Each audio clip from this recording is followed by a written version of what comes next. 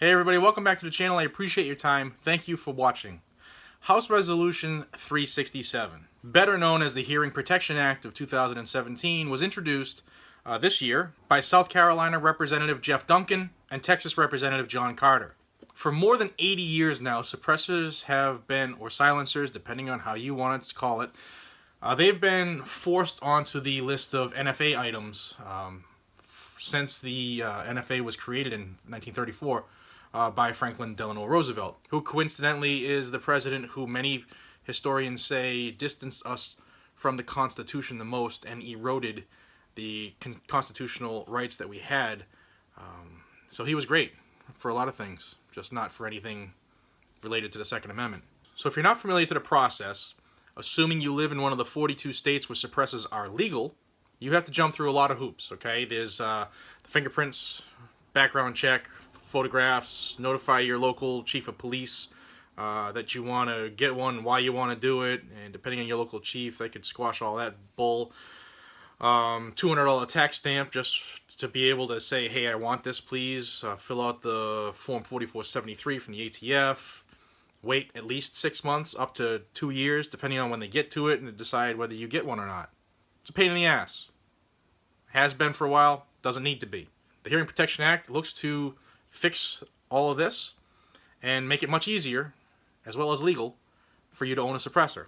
In the simplest terms, the Hearing Protection Act, if you haven't read the long bill, looks to take away the tax stamp requirement, okay, and the 6 to 24 month waiting period, and only require a NICS background check, similar to purchasing a firearm, and still fill out the ATF 4473. Now, one thing that you don't hear a lot of that this bill has in it is it looks to refund money to anyone who has started this process of purchasing a suppressor since the beginning of the filing of this legislation. So if you put in your paperwork and your tax stamp and your prints and your pictures and all the background check stuff, if you've started this process anytime after the filing of the Hearing Protection Act and this goes through, you're gonna get your money back. Now, we'll go back to that in a minute because I want to say something else to you about that. But with the current climate we have right now, politically, this seems like a slam dunk, okay? A lot of Republicans have come out of their shell now that we have Donald Trump in the corner office who has big brass balls, and he's promised to put this stuff through, okay? It does take time, everybody's jumping on him like, hey, he's not doing it fast enough. He's only been in office for like 5 weeks. And he's done more in 5 weeks than some presidents have done in their entire term as a president. So give him time. Even myself, I'm like, I want this done. I want it done now. It takes time. There are other things that are a little more important, but they'll get to us. But even though it looks like a slam dunk case, it's not. And here I'm gonna tell you why. Now, on January 9th, 2017. HR 367 and SR 59. They're bills that were, I'm gonna look down so I can get the names right. Senator Mike Crapo, who's a Republican out of Idaho, co-sponsored by Jerry Moran, who's a Republican out of Kansas, and Rand Paul, Republican out of Kentucky. They introduced this bill that would remove suppressors from the NFA list. And those two bills have garnered 97 and 7 co-sponsors respectively. So the House one has the 97, the Senate one has the 7. Now that could have changed since the last time I checked it last week. So why do I say it's not a slam dunk case? Well, for one, the House version has been referred to, I always screw this up so I'm going to look down, the Subcommittee on Crime, Terrorism, Homeland Security, and Investigations. It's the same committee that still has the National Reciprocity Act for firearms permits. They have that bill in that committee as well. So if you haven't seen that video, you need to. It's floating right around here. I'll also have it in the description as a direct link. You need to stay up on this stuff, okay? You gotta start paying attention. Don't assume everybody's gonna do it for us. But that committee is made up by 10 Republicans and 7 Democrats. And if you look at the bigger scope, assuming it gets out of committee to go to a general vote, House of Representatives is made up of 435 members, and 240 of them are Republican. So this is where the math comes in, okay? On the House, the Republicans have the majority. As long as the Republicans do what they said they were going to do, We've got the majority on that one. Slam dunk there. But in order to make it to the president's desk to be autographed, you need to have success in both houses. Now, the Senate side is where we're getting mixed signals about the certainty of the Hearing Protection Act, as well as the National Reciprocity Act. So we'll see. Let's pay attention now. If enough senators decide that more debate is required on the Hearing Protection Act, they can filibuster. Okay? If you're not familiar with the term filibuster, they just get up and talk about whatever they want in order to avoid a vote. And to stop that, you have to demand a vote by doing what's called cloture. Now, on a typical normal vote, there are 100 members in the Senate. They just need a simple majority, 51 votes in the yay, and whatever they're voting on passes.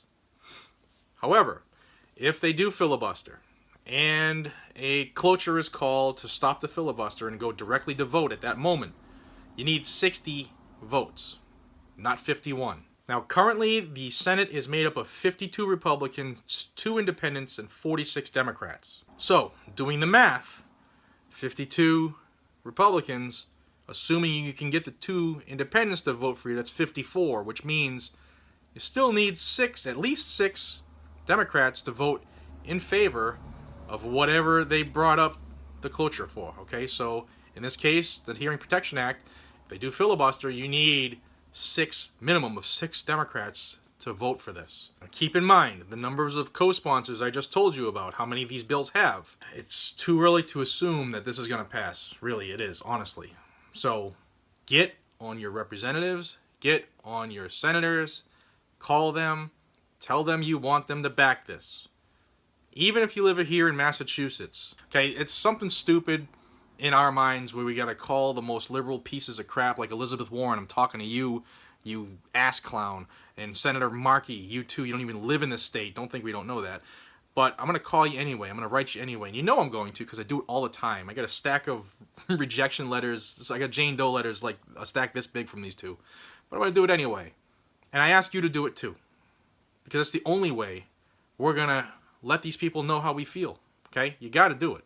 Now, earlier I told you there were 42 states where suppressors are currently legal. There are efforts going on in the other locations to make it legal. There are the bills in almost, I think it's in every state right now, in the remaining states.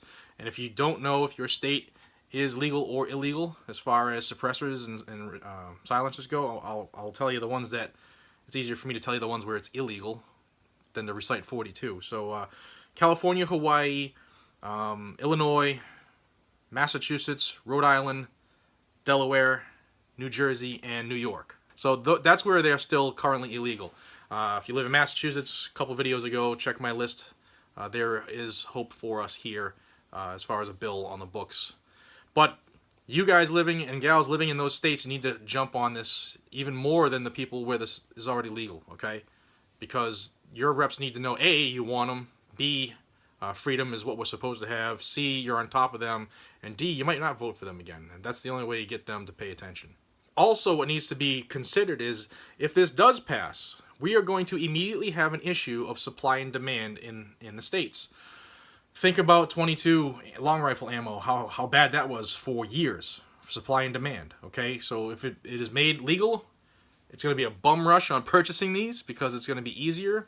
There are not a lot of makers out there. In fact, Silencer Co. Just laid off a bunch of people. So supply and demand is going to be a huge issue. So to combat that, if you still want to buy one, you know you want to buy one, and you're waiting for the Hearing Protection Act, don't wait. Because of that little clause, it says you're going to be refunded your money if you filed or started the process anytime after this bill was introduced. Start the process now. Okay, put up to $200, get everything started, get it rolling. If everything passes, you get your money back, and you might get your stuff in time to get a silencer before the bum rush starts, assuming that this does pass. So that's the update on the Hearing Protection Act as we stand right now. It looks like it's going to pass. However, a filibuster could destroy things right now. So let's not count our chickens before they hatch, okay? This is Jared from Guns and Gadgets. Spread this along. Hit the thumbs up if you like this. I appreciate you guys watching. Until we see each other again, be safe, stay vigilant, carry a weapon, and start the process for your silencer now. Take care.